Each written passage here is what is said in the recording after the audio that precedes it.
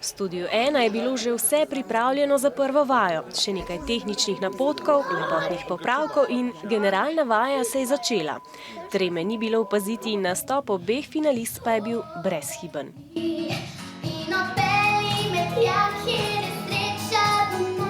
Vaja je bila super, upam, da bo to tak nastop.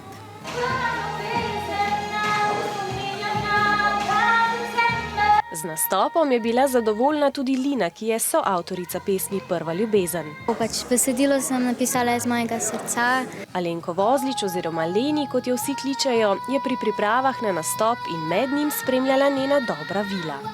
Ta vila je v bistvu tako v pesmi, drugič pa je tako en okrasek, pa da mi prinaša srečo.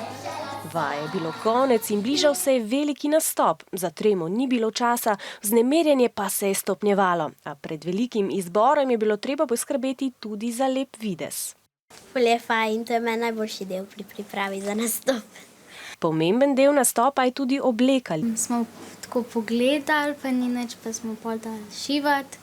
Na Mini Emi je nastopila tudi Ula Ložar, lanska in hkrati prva zastopnica Slovenije na izboru za pesem Evrovizije za otroke na Malti. Moji napotki za letošnjo zmagovalko so, da se dobro pripravi in da je sigurna vase, in da potem, ko stopi na oder, da razmišlja, kako bo zapela. Za Lino bomo držali pesti 21. novembra, ko bo stala na velikem odru v Sofiji, prestolnici Bolgarije.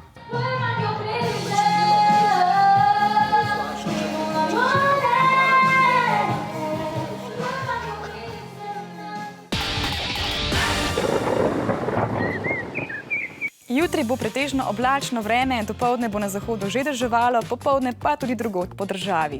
Zjutraj bomo namerili od 6 do 14 stopinj Celzija, popoldne pa nas bo ogrelo od 16 do 20 stopinj.